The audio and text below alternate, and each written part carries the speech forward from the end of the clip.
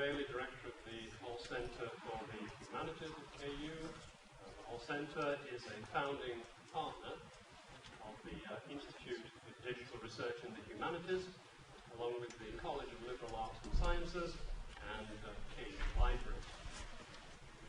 Allow me to extend immediately a rather elated welcome to all the participants at this forum, and especially those who are not normally on the KU campus. It's really very good to have you with us. It's my distinct pleasure now to introduce the first keynote speaker at this forum, Professor Gregory Crane. Like all human beings, I can introduce him in just over 50 words. So I do intend to take a few more than that. But the 50 words are, first of all, he is Professor of Classics and the Winnick Family Chair of Technology and Entrepreneurship at Tufts University in Massachusetts. He's the editor also-in-chief of the Perseus Project. He has published extensively on a number of ancient Greek authors and on the interaction between intellectual practice and technological infrastructure in the humanities.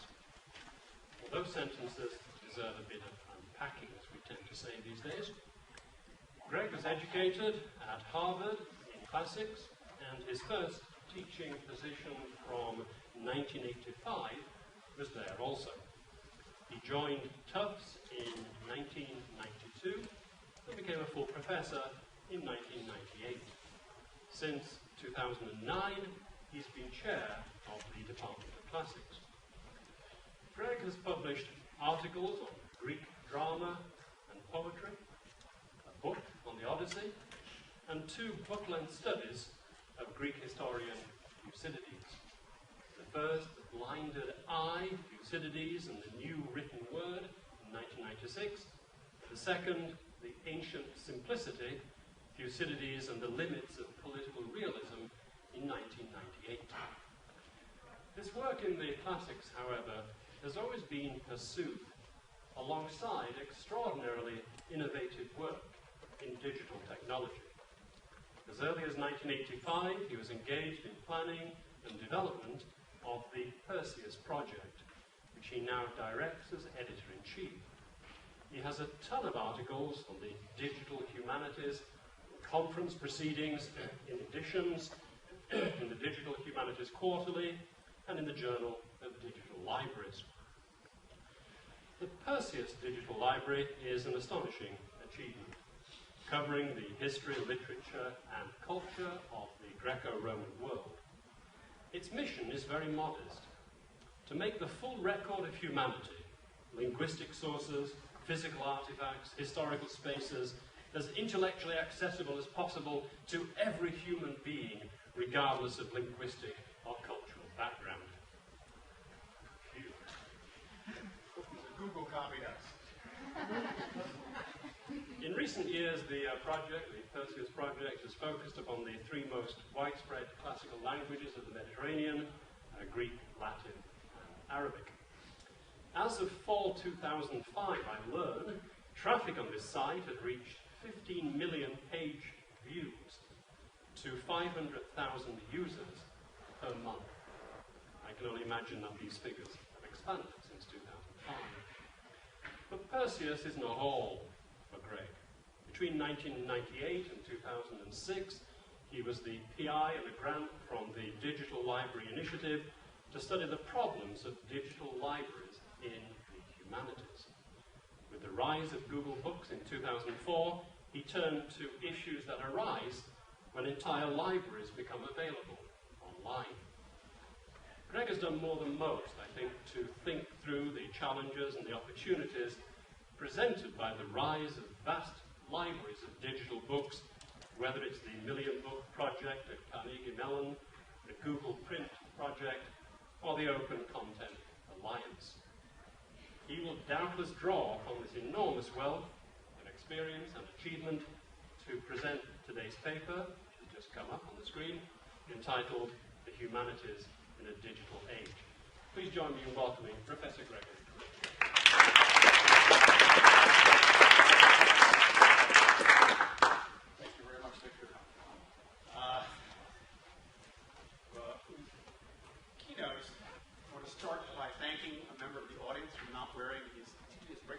t-shirt that says, "Just show me the code," as I present for general perspective. There's code behind most of what I'm going to talk about.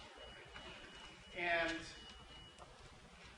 I should point out that one of the things that shapes the conversation, shapes what I'm saying now, is that I have the opportunity to have been elected a Humboldt Professor of Digital Humanities in the Computer Science Department for Leipzig, Germany, which I think is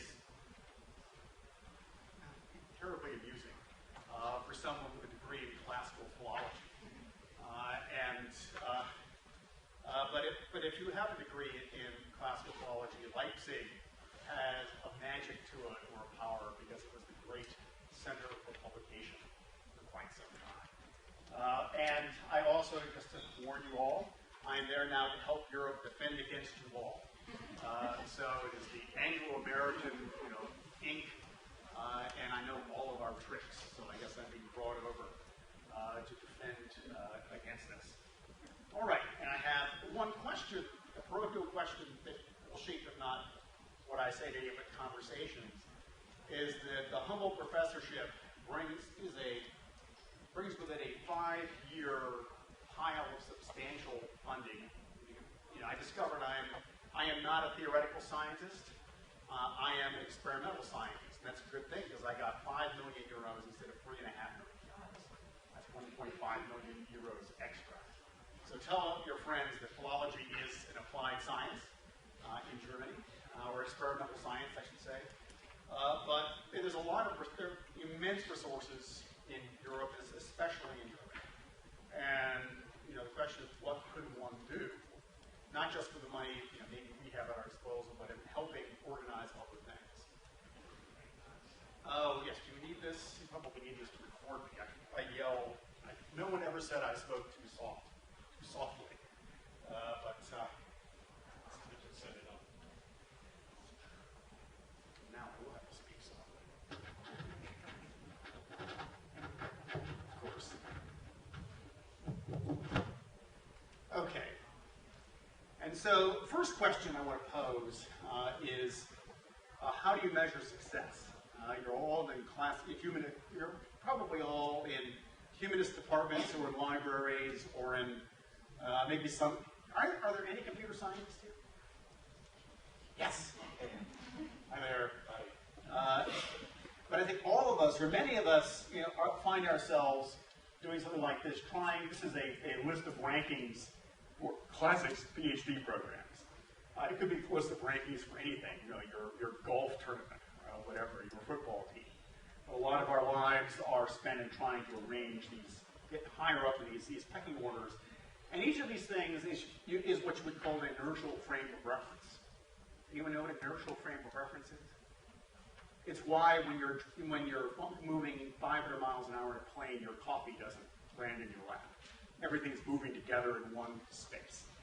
And so, this is another inertial frame of reference. It's a ship.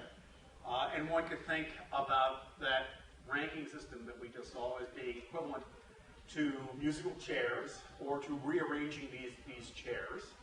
But of course, what kind of chairs are these? They're deck chairs. And anyone know where I'm going with this? It's more entertaining when you do this in Germany. People don't necessarily know where this is going. And of course, this is also an inertial frame of reference.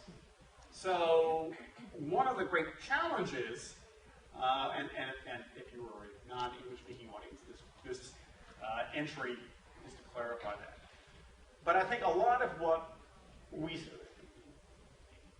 the energy that goes into humanities work is focused on this task. And it doesn't really focus upon what the context of academic humanities departments is or what their position is in the world very effectively. And right now, I don't think there are eminent PhD programs in classics, for example, but there are no programs training people that we need for the 21st century. In fact, there's a real untraining them. And there's a real gap between what we did in the 20th century and what we're doing, what I think we need.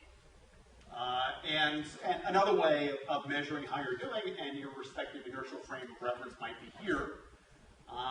those of you who are Americans and apply for money in the Digital Humanities will have encountered this. So these are the relative funding levels of the National Endowment of the Humanities, the National Science Foundation, and the National Institutes of Health in the United States. It's really good that you invested in a high-resolution monitor, because otherwise you might not believe that there was a blue bar there. When you're order of magnitude $150 million, you are a rounding error on a, what's the NSF now? Is that the 6.5 billion? And the NIH is somewhere at 25 billion. I've lost track. It's too far out in the distance for me to even see how far that is. This is a social statement about the relative importance of these three areas.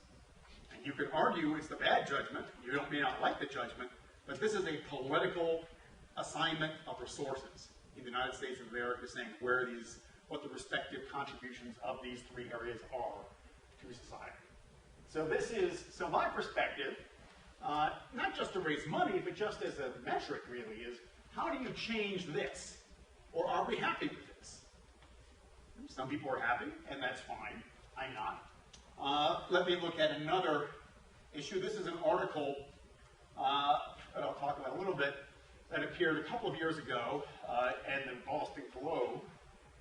And basic idea is that there was a 27% growth in STEM majors, science, technology, engineering, and mathematics, I guess, at Harvard between 2005 and 2010, that there were not any extra enrollments at Harvard. This is a zero-sum game. That's since so many less majors in the humanities and social sciences. So that is a win and a loss. And it is crowed as a wonderful thing. This particularly, if you try to get this article from the Globe, now you have to pay money, but if you type in the right stuff, you discover it's been reposted until they get sued on another blog. And it is the Asian Advantage College Consulting beat the Asian quotas. And I take this.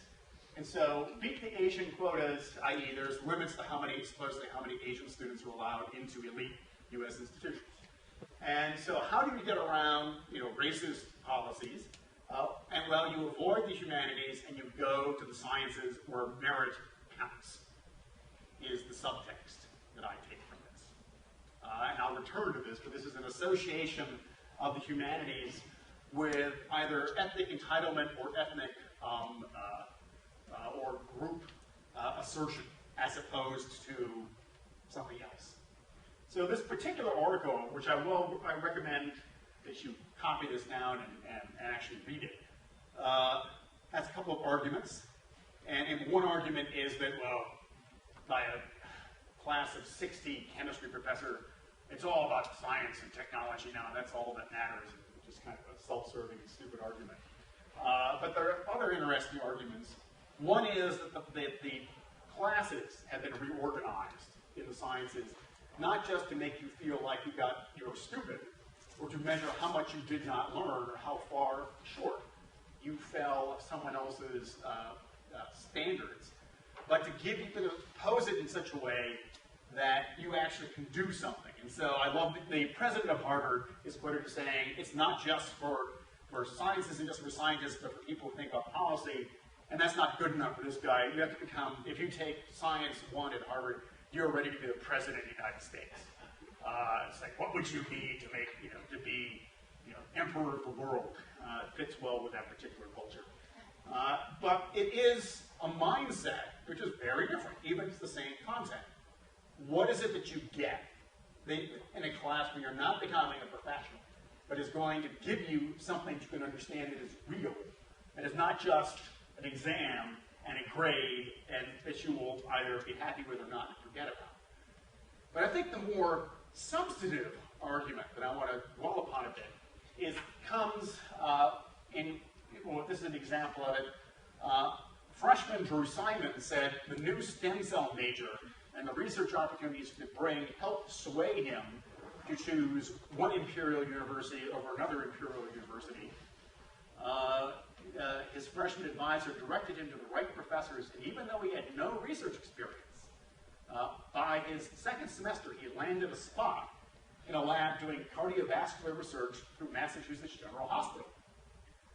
When you come into this evil university, it can be really daunting, so to be able to be hooked up with that as a freshman is really awesome.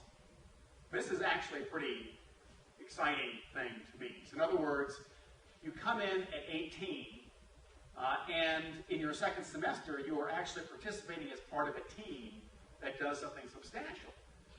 Now, I was trying to talk about this with my favorite ancient historian, who was at another imperial university in another continent, and about what great things undergraduates can do. We got more and more, concerned, and like I was talking, like he couldn't really figure out what I was saying, and he turned to my wife. I said, "What's it like in your field?" My wife is a research biologist with a PhD, and was working at the time with one company, Evil Pharma, or Big Pharma. And her boss, who must make $300,000 a year, taught the intro chemistry class as an adjunct at a local university.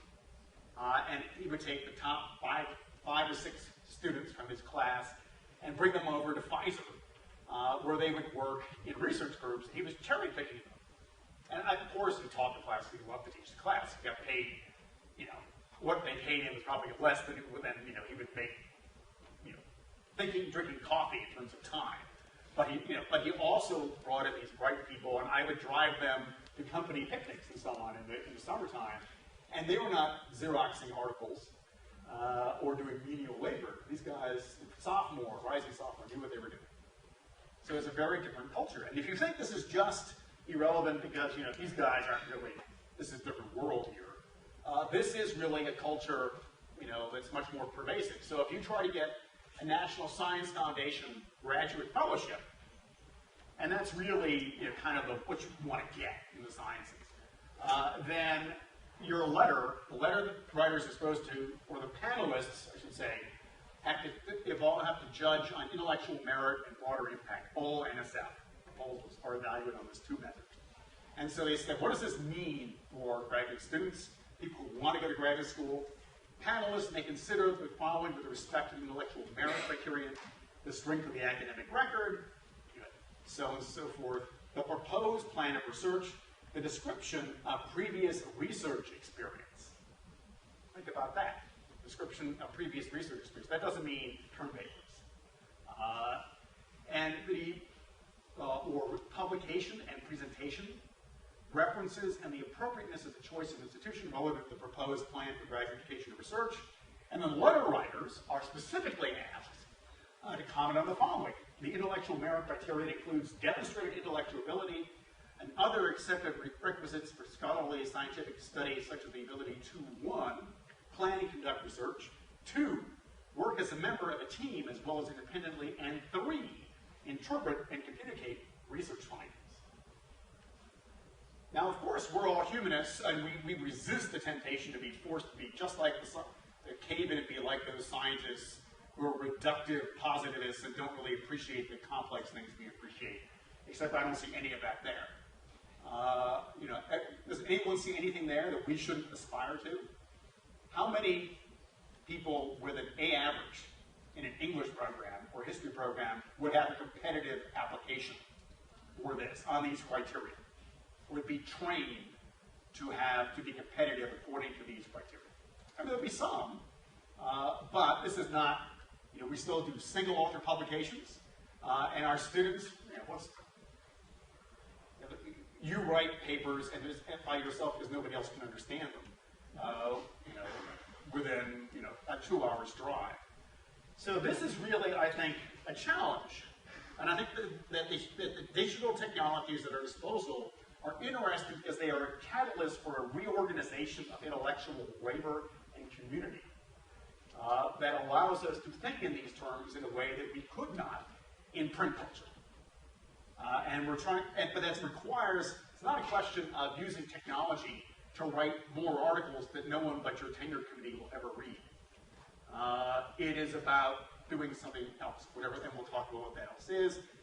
Now, Digital Humanities, I've been elected a professor of Digital Humanities. I'm here where it's a back camp for Digital Humanities. And I'm afraid I have to tell you all that I don't believe in the digital humanities, which I first gave at the NEH office of digital humanities, who had been giving me a lot of money, and they didn't throw me out. But this is what I mean. I mean, insofar as digital humanities becomes a separate niche field, it is safely sequestered. And the digital humanities, I think, in part have emerged because that's a way of making change safe. A friend of mine gave a talk at the University about millions of dollars worth of work on text mining. And I actually went to the talk because someone invited to pay for my dinner. So I went to hear my friend. And people I knew there came away and said, oh, that's interesting, but those digital humanists are really cute. And I'm going to go back and write another article for PMLA. What's that got to do with me? And that's exactly what I'm not interested in. From my perspective, the world is now digital. The ideas flow through and are shaped by the topography, or topology, I should say, of the digital space that is now growing. People say, well, what happens, if it all goes to hell? Well, all your savings and your health records and everything else goes away too. So we're in the dark ages, and it's going to be like this new TV show, Revolution. We're all dead if the digital stuff vanishes. So you have bigger things to worry about. It is a digital world. It is not a print world anymore. And if you think it is just not. The center of gravity is different. And so for me, the real question is, that's where we are. What does it mean? And when I started 30 years ago, I had the advantage of being in classes. The advantage of being in classes is that you're reading 100-year-old dissertations and books, and you're working in a tradition that's centuries old. So what difference does 5 years, or 10 years, or 20 years mean when you're in a 1,000-year or 2,000-year tradition of scholarship? In fact, I didn't find traditional scholarship, traditional publication really compelling, except as a game. When I was starting out, because I didn't believe in it, because I suspected if I looked at my actuarial life, it would be really different, and it's moving that way pretty well. And so what is it, and so, maybe you end up doing exactly what we did 50 years ago, but you want to think about it and have an argument about why you should, and some people do have that argument. But other people may have different questions, and I think one of our jobs is to make sure people think about this before and not just make decisions based on, I do it because that's what I do, because that's what we do, which is a dominant motivation of human behavior. So now I want to talk about two different traditions, German and English traditions. And Victor, you've moved over here, so you were exempt from the British tradition, as I bring it up here.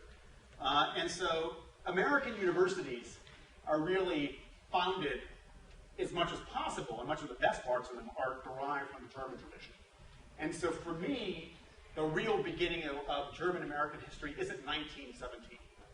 It's 1817, because in 1817, Edward Everett received the first American PhD in Germany.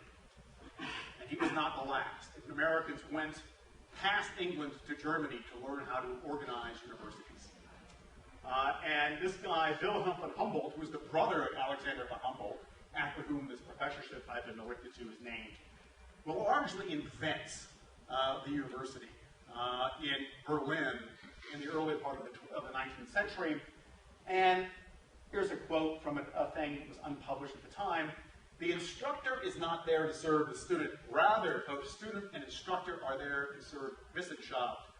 The university for him is defined as the place of the production of Wissenschaft, of new knowledge, of new advancing human understanding.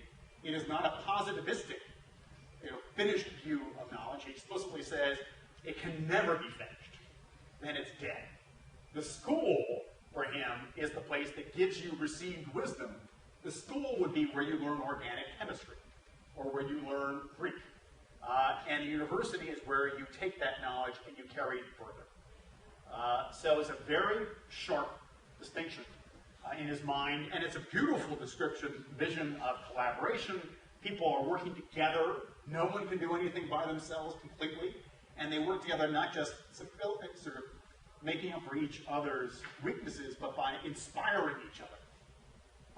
It's a marvelous vision. And of course, it's like Pericles' funeral oration. In fact, he's influenced by Pericles' funeral oration, which is an idealization of Athens and democracy. It's not a full representation of what people actually do, but it is a model towards which they aspired, towards which they moved closer. Now, the English tradition, which is really dominant culturally,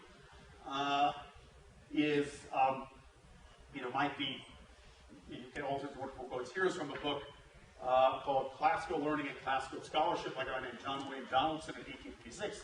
Liberal education of the upper class is the great panacea for present and future evils. And classical scholarship is still what it was, a characteristic of the higher classes in this country.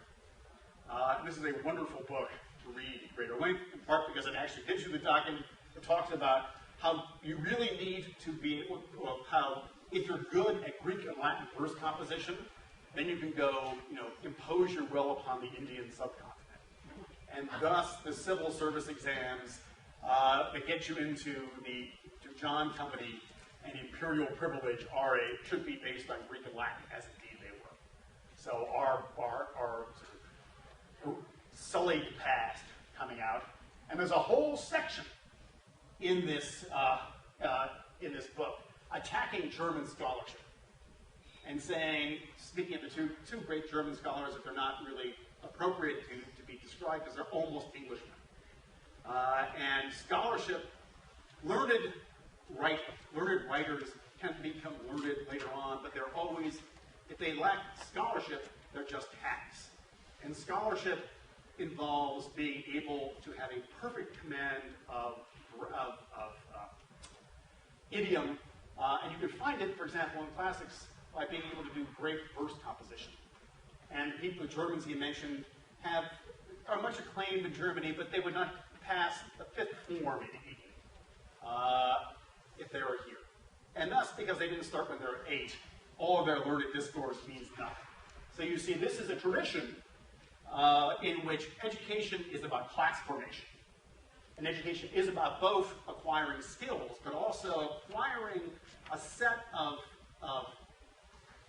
personal characteristics that you could never acquire unless you were born to privilege.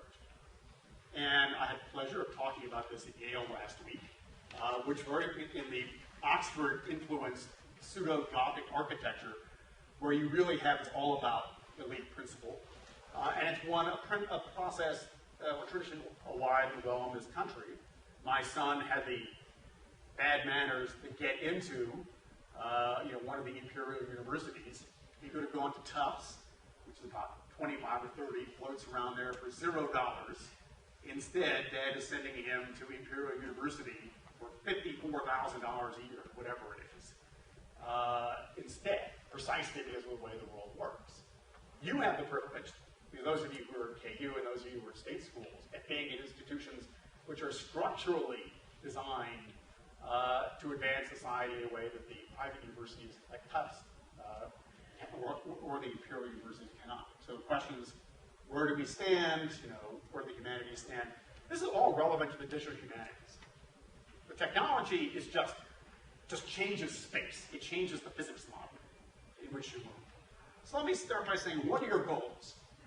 So it's not, and our goals often, inevitably when you're a graduate school student, your goal is to get a job. I mean, what else, your goal as an undergraduate is to get into graduate school. Your goal as a professor is to get tenure. Your goal as a tenure professor is to have people ask you to get, keynote lectures, so you can go visit. This is actually, have a beautiful trip out to, this is a really nice place. I have to say, this is pretty cool, getting out to Lawrence. And I grew up in this tradition. I knew there were 50 people in the world, more or less, that I cared about. And guess what? There's always just 50 people in the world, because academic disciplines self-organize into communities. It's efficient communities. You split off, for various, sociological reasons. So it could be 100, but it's a small number. And so that's one goal. But I would say, the goal I would ask is, how do we advance the intellectual life of humanity? Because we in the humanities, we're not providing new therapies for cancer We're not figuring out new ways to generate energy. What is our social contract? And for me, this is what I would offer, suggest that we should accomplish doing. And so, if you think about historical stuff, how do we, it might drop down to how do we help people think about the particular languages, cultures you study, and then for someone like me in my parochial frame of mind as a classicist, I would say, how do we get more people working with Greek and Latin? So it's really kind of easy. I mean, how many words of Greek and Latin are rattling around in brains right now? I mean, that's, you could actually think of it that way. And more people thinking about Greek and Latin is good, fewer is bad. And you could say translations of Greek, whatever. But that's the general idea. You can sort of get your head around it as a goal. And what are the metaphors we might use? And one metaphor, which is sort of Eurocentric and elite in its own way, but I kind of like, is a global republic of letters. One that engages where the whole world is having a conversation, and they're writing mean reviews about each other instead of storming embassy gates and hauling you out and killing you. Or another model is a dialogue among civilizations. And a dialogue among civilizations I particularly like because it doesn't come from the West. One exponent of this, not the first, was the then president of Iran, Mohammad Khatami, who showed up at the United Nations in 1998 and called for this dialogue instead of conflict among civilizations. So you have a guy in a turban speaking not English, not European language, calling for a dialogue among civilizations, and quoting Plato, by the way. That's pretty cool. I mean, you can't be accused of imposing something from the outside. So these are really the things I think about. And these are the things that we can achieve or realize much more fully now than we could 30 years ago. And everything, from my perspective, flows from this sort of goal, these metaphors. Now let me shift, go back down to the material. When I apply for money to the National Science Foundation, my program officer always used to say, "Oh, Crane, not more texts. Text is really boring. Can't you give us like movies or like dance or something that's really, really neat, not words?" And I think movies and dance are neat too, also. But I think that I always feel like I have to say that it's a little more complicated than that. And so one thing, since I'm in a library, I like to emphasize that it's not books and it's not artifacts, but you're organizing as data. And I personally don't have much interest. I have some interest, but in most questions, I'm not interested in physical books. I'm interested in the words inside the books. And I want a catalog of every word, of every version, of every text ever produced. So I want to be able to compare, I want to find Armo or Rumka. I want to find the first Cano. That's the opening of Virgil's Aeneid. Armo Rumka Cano, Arms of the Man I Sing. I want to be able to find the Cano in Virgil's Aeneid. I want to see where a different form, different editions, the substitute for that. I want to distinguish it from the same word, the same form elsewhere. It's a much more complicated thing. Are text easy? No. So the objects of interest should be words, not physical books. And then there's a lot of stuff here. There's 400 languages in the Hathi Trust. How many of you have studied 400 languages? How many of you can name 400 languages?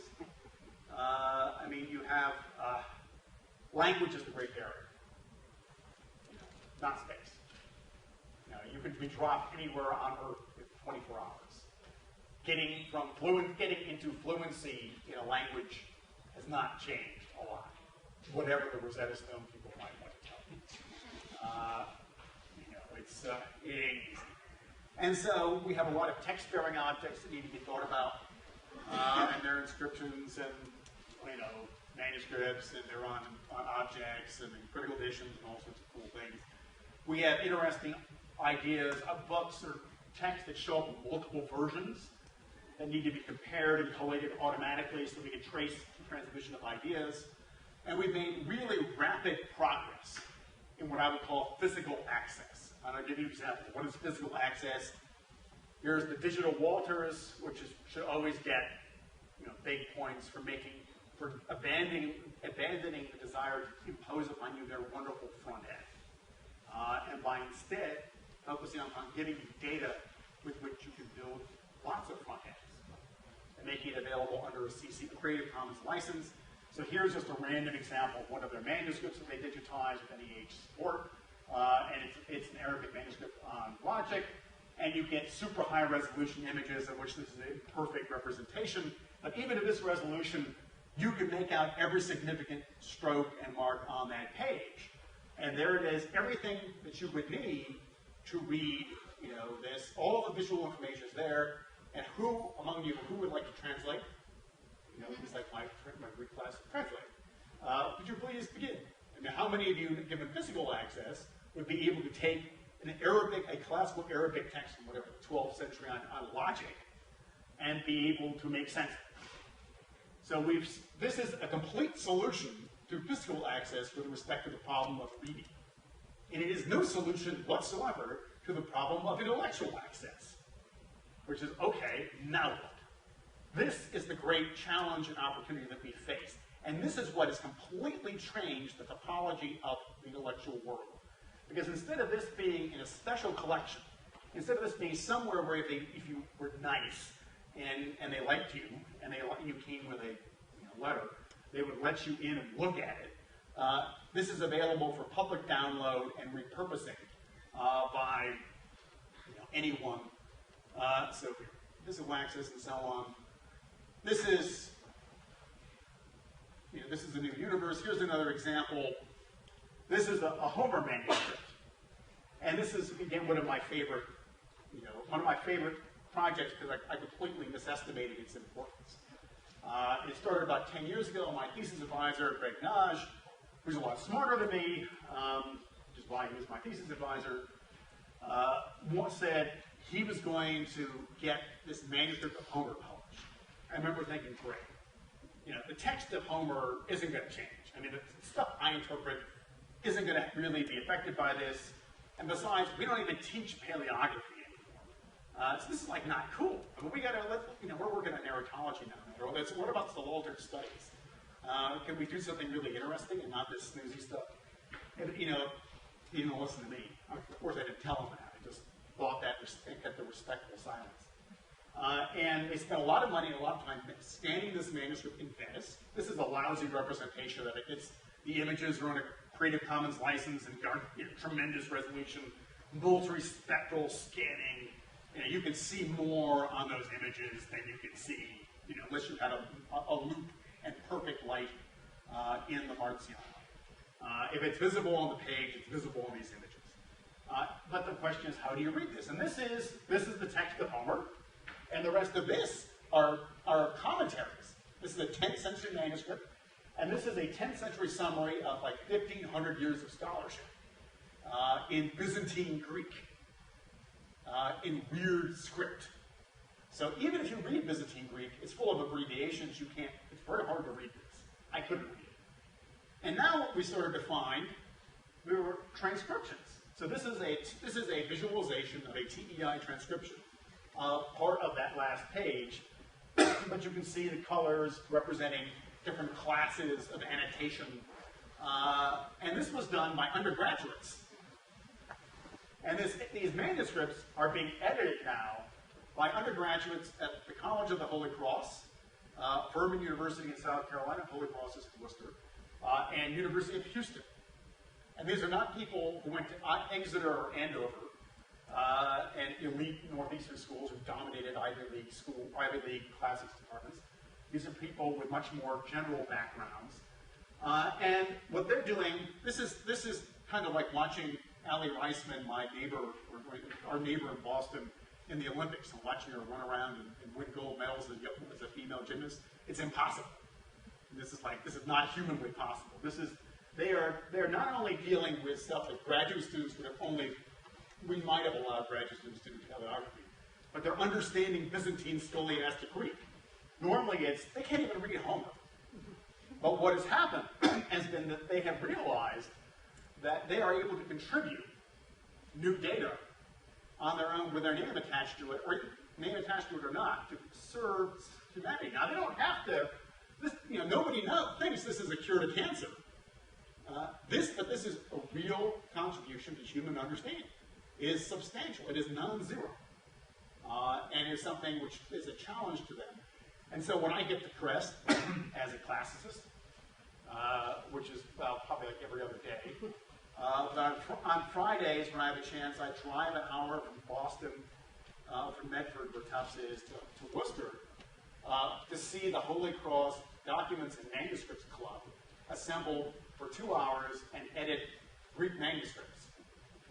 Not for money and not for academic credit. They do it because it's cool. And that's what they do on their Friday afternoons. And there's about 20 of them in this club. And I keep going there to make sure they're still doing it. This is the answer. This is a specific case in the answer of what do you do in terms of research and contributions. There was a thesis last year on one of these manuscripts of Homer. It is the best study of that manuscript in the world, obviously. The leading expert on that manuscript is 21 years old. And it is very good work. It is substantial work. She worked on it for years. This is what is feasible when people are treated like responsible adults. And you think about it, you have people, how old are people walking point in Afghanistan? They're the same people, they're given a responsibility. They're treated as adults. They're not treated as people trying to do as little of the 100% of the work that's given as possible. It's a different culture. Now, it's good that we have, let me just pull back. So the past isn't multilingual. The past is hyperlingual. Okay, multilingual is what you are when you're Swiss or you're Dutch. And every time I meet a Swiss person or a Dutch person, I can't stand them because they make me feel so inferior.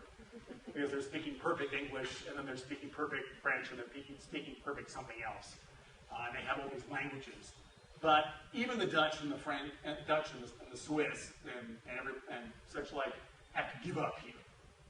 There are more languages in the human record in digital form that you could download today than you could ever possibly study, much less learn.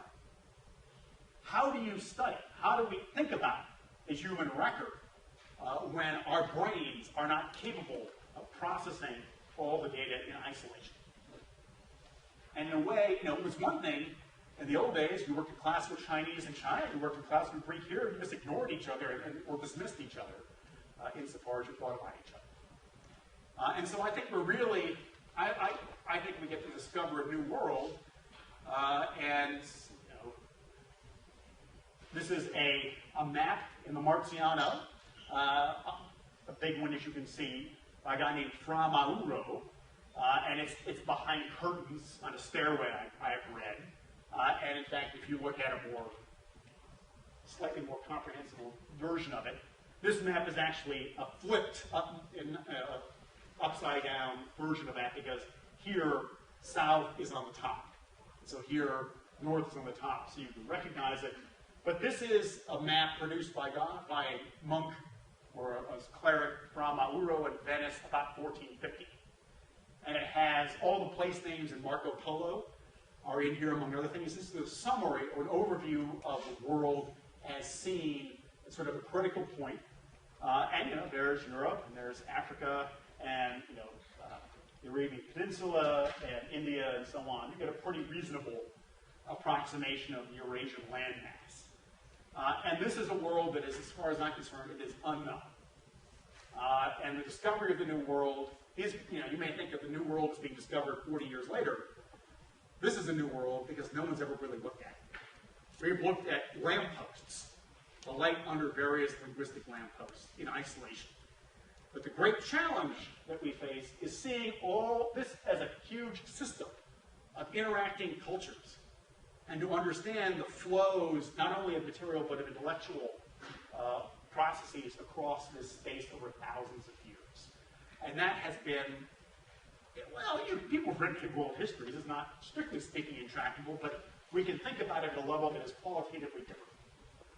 And it's not just that we can think about really cool problems, but it's a world, the conversation. And the fact that you have to engage with different people is what's interesting. So this new world is, of course, a subset of a broader intellectual perspective. Libraries You know, are really, one of the questions is, what are you going to do with a library when you don't need books anymore? Or as books get scanned in? And I won't use print books anymore, and I can't imagine a sensible 18-year-old who would. You know, gets stuck to a library. I mean, why would you do that to yourself? But this is just, but libraries have been ahead of the game for a while, and this, as I was getting ready to fulminate at Yale about elite institutions, I stopped in my tracks at the entrance to the Sterling Library because I had not looked at it. It hadn't been there for a while. And it really sums up the mission of the library in a world of fragmented departments and cultures. So there's these panels up here, and on the left, you start from Cro-Magnon man, who was like describing cave paintings, using writing to describe their experience. You have Egyptian, you have cuneiform and Hebrew, Arabic and Greek, and Chinese and Mayan get you to the New World. So it is an attempt to assert that we want to recognize the entire written cultural heritage of humanity from the very beginning to the present on all continents. It's a wonderful, expansive vision. And the libraries, as organizations, are the only organizations in sort of unified organizations that have accomplished this task in any manner. And the library catalog is in some ways obsolete, needs to be extended, but it's not obsolete in its goals. It's obsolete in terms of implementation. And the librarians are the only ones who give us the superhighway, if you like, to connect these various networks, to play an essential role, however they're organized. And to remind you that this vision of Fra Mauro's world isn't just a map. I mean, these are the travels of two people, one of whom you've heard of, Marco Polo. The other is a person named Ibn Battuta. How many people have heard about Ibn Battuta? Yeah, so I learned about Ibn Battuta in third or second year Arabic. And if you take Arabic in the United States, everybody uses the same textbook, which is called the book, Al-Kitab. And in the second volume of Al-Kitab, the first reading is on Ibn Battuta. Ibn Battuta, Marco Polo walks around all over the place. He covers like 30,000 miles. Ibn Battuta covers 70,000 miles. He starts in Morocco, and he goes all over the place. And of course, they're quite conscious to get a reading written for like a magazine about Ibn Battuta. They're quite conscious that he did a lot more than Marco Polo, and that none of those guys up north know who this person is. But if you look at the aggregate travels, you get a partial representation of networks by which human bodies can travel to particular human bodies, which is a subset of the actual networks across which ideas and material objects flow. And this network includes, of course, Mali and Timbuktu, a great center of learning, now endangered by the Taliban. And it goes down well below sub-Saharan Africa. It goes up through Europe. These sort of backward places, where my ancestors lived, are sort of, they're out of it. But it travels around in the Mediterranean. It goes through India, down into Indonesia, and through China and much of Asia. So this world is a connected, integrated space. Already in the early modern period or in the Middle Ages, and it had been such for thousands of years, certainly in the Roman Empire. Now the next question is, given this space, who is your audience? Now you're going to write, you write another, write home and be excited, you got another article accepted in, a really prestigious journal, so you can go into Project News or JSTOR and reach 1,000, 2,000 academic libraries and their registered subscribers. When the internet, the net public is 2.3 billion, or was 2.3 billion a year ago. That is 1/3 of living, breathing humanity. So, great, you're in such and such a journal. And if you have subscription and you're a member of a club, you can see it. Is that what we want to do? And I think maybe it is. It's easier to talk to people who think like you. But this is this the audience you want to reach? And if this is the audience you want to reach, how do you do it? Because most of them don't speak English. How do you design ideas to flow across this space? Now you can reduce it, and here's a simplification of the world of Fra Mauro linguistically. And at the top, modern languages say, let's say, well, we want to make it available to anyone who can understand any of those languages on top. And those are the 6 UN languages plus German and Italian for Eurocentric classical tradition. I mean, those are 2 of our languages. It's obviously an inadequate subset, but it's bad enough.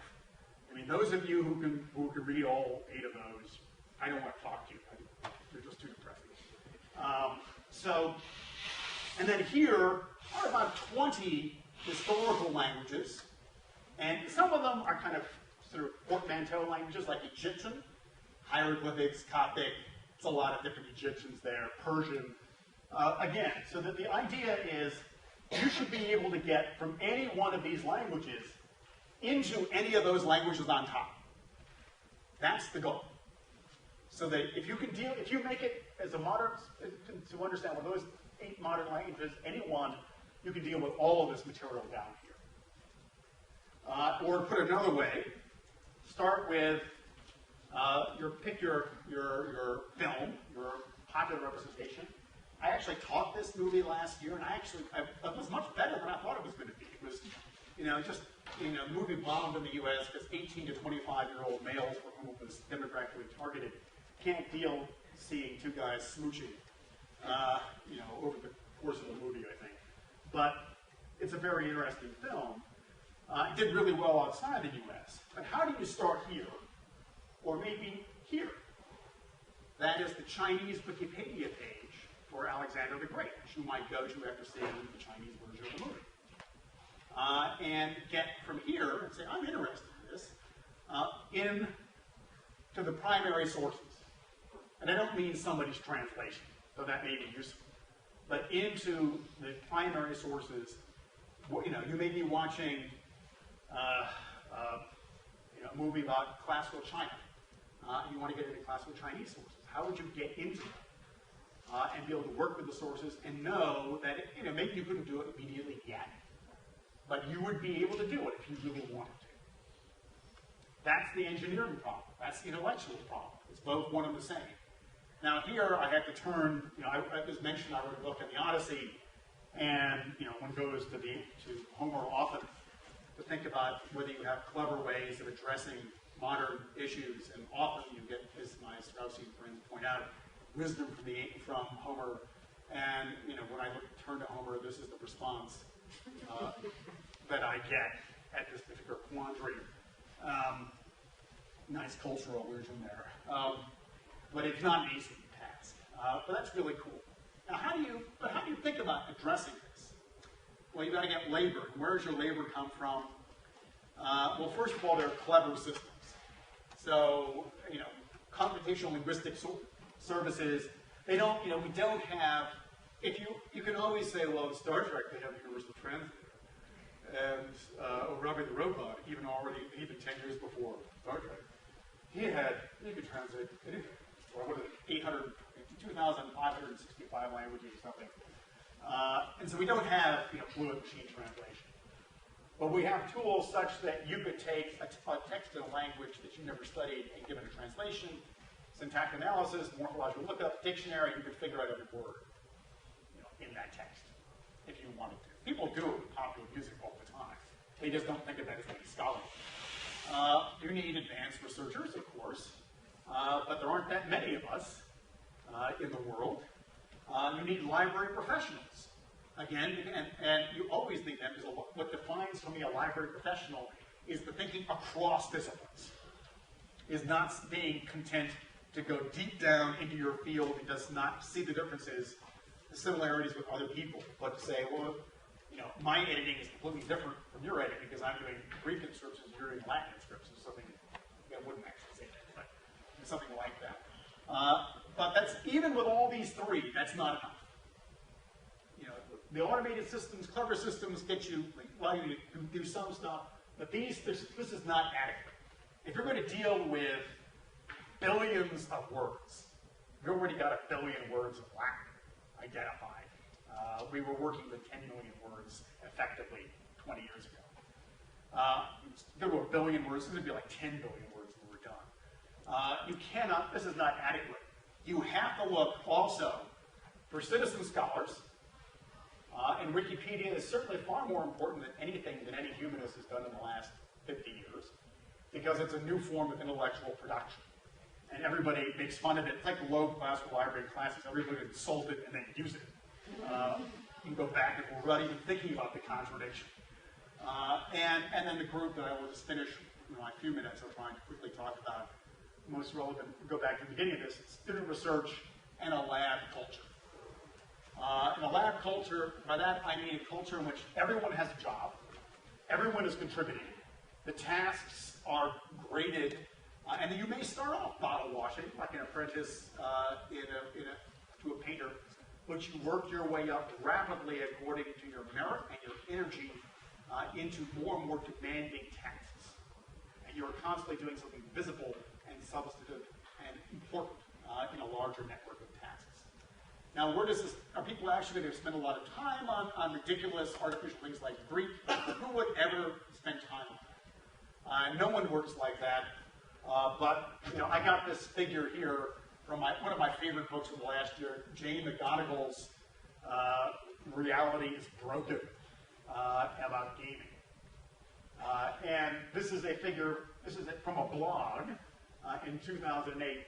But the blog criticizes some new game that's probably already gone as being too easy, because it only takes 250 hours to get to level up to the top. And a good game, a better game, is the World of Warcraft, because that takes twice as much time, 500 hours, to level up, to get to the point where you're running around doing whatever it is you do in the World of Warcraft. My knowledge of which is confined mainly to the South Park episode. This is 500 hours to get into the game. And then you're running around doing missions in an artificial world. 500 hours. 500 hours. What can I do with 500 hours? That's take 15 weeks a semester. That's actually more like 13 weeks of classes. Let's say 15 weeks of instruction a semester. Double it. Multiply by 15. That gets you to 450. So that's about a year's worth of study.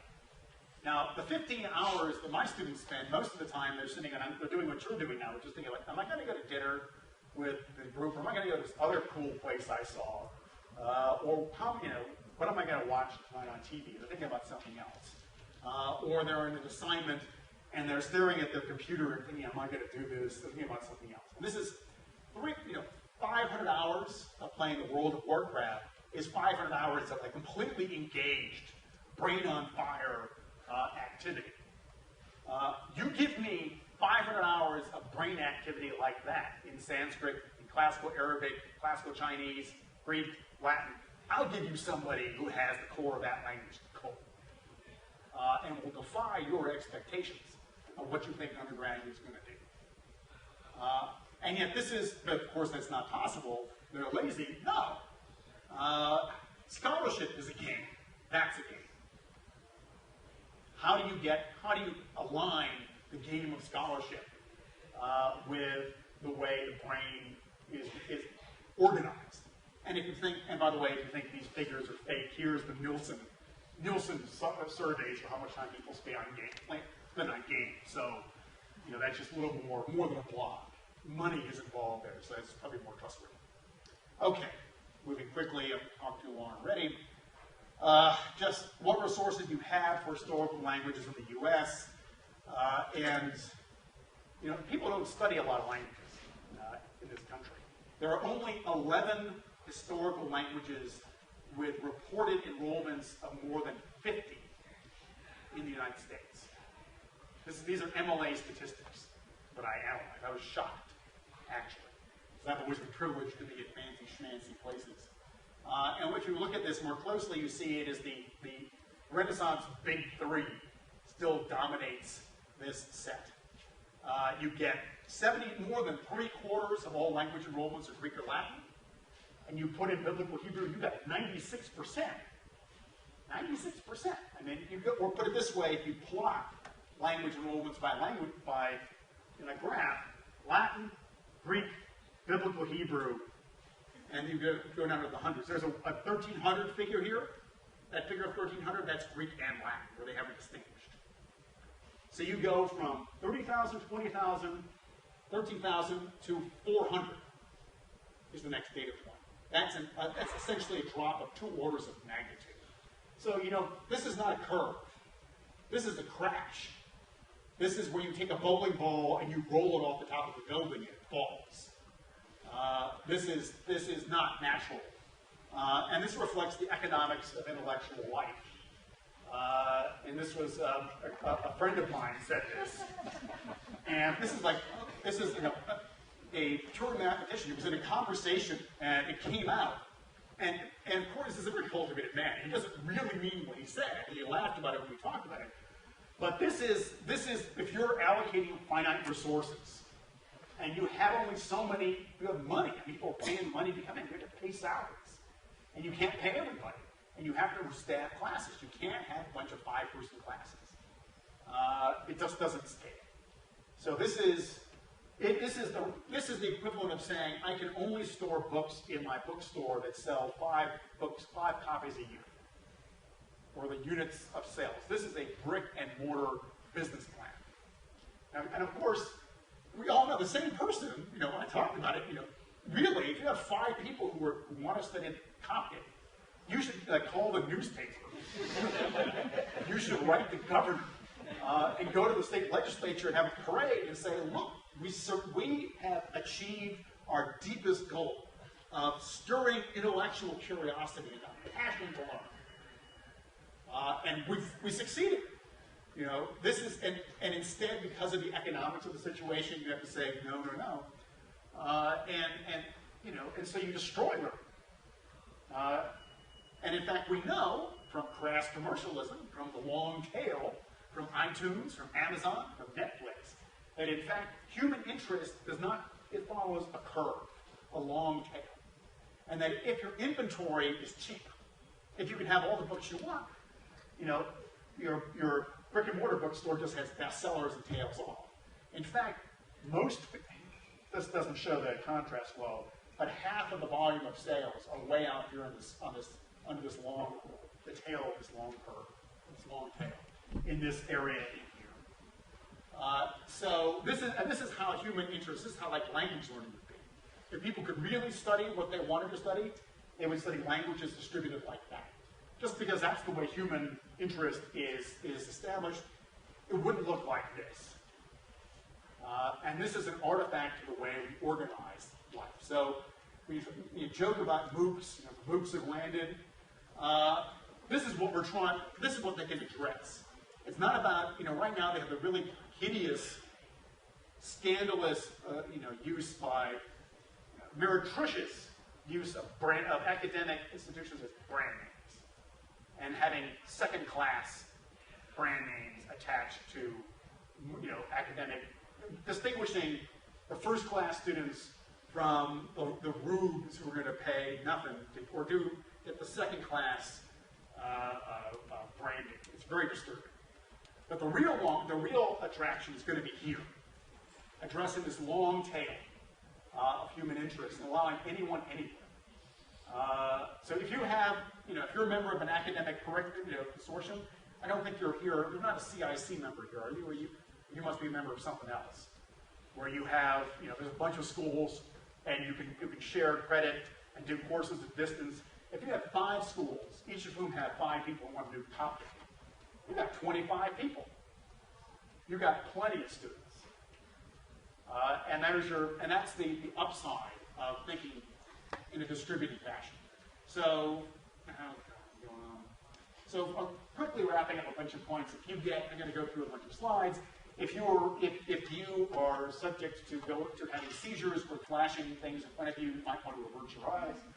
But the dual strategy, ironically, you want to have this global conversation, but you really have to build up Greek and Latin because that's where all your students are.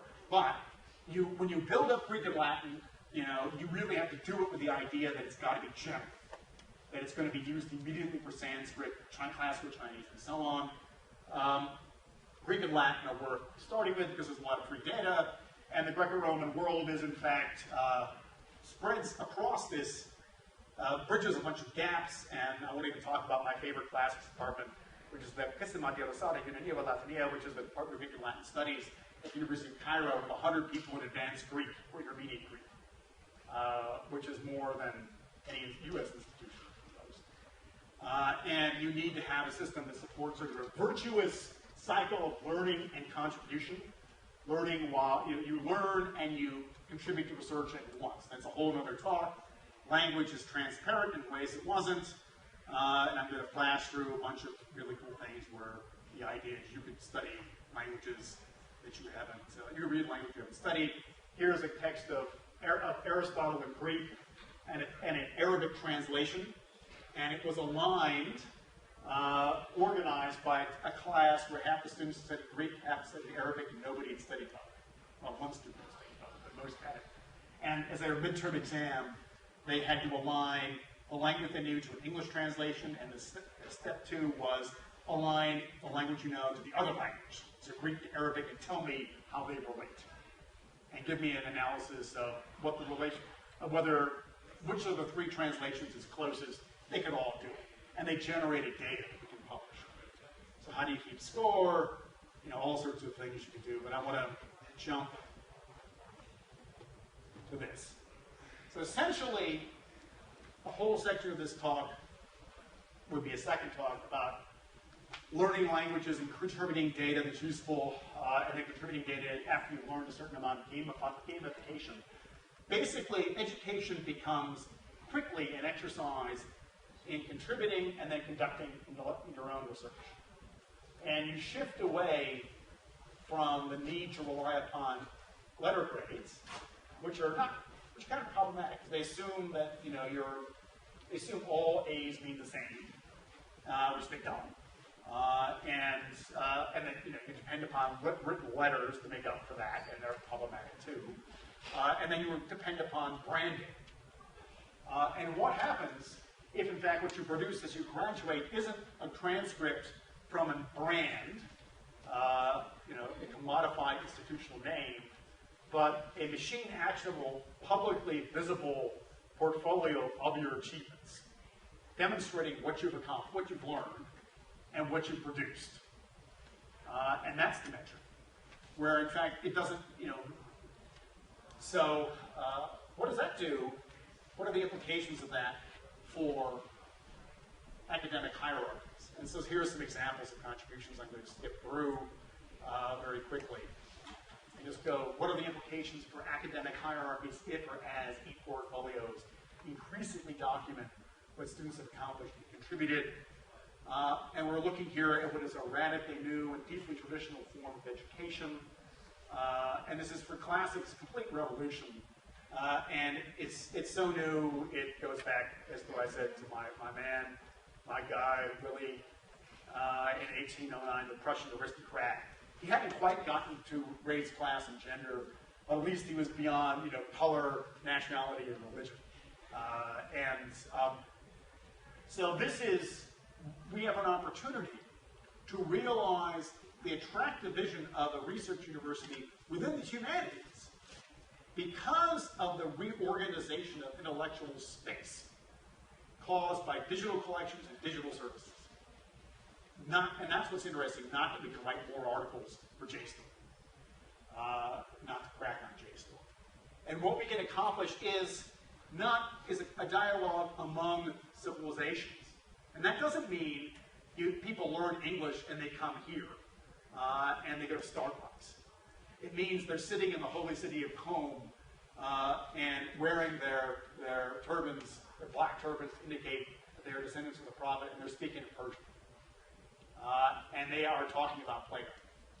And you're having a conversation among people, not forcing people to adopt to your model. And it's a conversation that drives each of us together. So this is our guy, Khatami, 19, who called for this dialogue of civilizations. There was a year of, the UN had a year of the dialogue among civilizations. Anyone know what year it was? It was a bad year to do it. 2001. So there you have, you had change, and violence comes in. People fly airplanes into buildings. And, you know, when they're storming the embassy, when the door is being kicked in at 3 in the morning, when they're dragging you off in a cow car, dialogue doesn't work too well anymore, any more than, you know, stopping smoking helps when your lung cancer is showed up. But it's a process that lowers the probability of the acute and terrible, evils of society, and it is a good in itself. And it is something which we as humanists are uniquely positioned to advance. What we do is not trivial. It may seem trivial, when things have already collapsed, but it's the way in which you avoid terrible collapse. So final conclusions. We need to ask ourselves, what are we trying to achieve? Is it writing books and articles and teaching, just writing books and articles and teaching 18 to 21-year-olds? There's nothing wrong with that. But is this the end all? Is this the final thing? Maybe it is. Maybe that is what we want. There's too much work for advanced researchers and library professionals. We need citizen scholars and student research. And we cannot depend solely upon Western voices. If there's only 200 people in the United States studying classical Chinese, then there's not enough of us to really work with Chinese sources. You have to depend upon people in China. And it's got to be a partnership, and it's got to be a conversation. Or it can't happen. And it can't happen alone. So this is we're challenged, and we have the opportunity to embrace or to pursue some new intellectual structure. These are the questions I pose. You may have other ones. You may have other better goals. But and maybe you go back to what we've already been doing. But these are questions to be posed, and it's a wonderful opportunity that we all have that we didn't have 30 years ago. Thank you very much.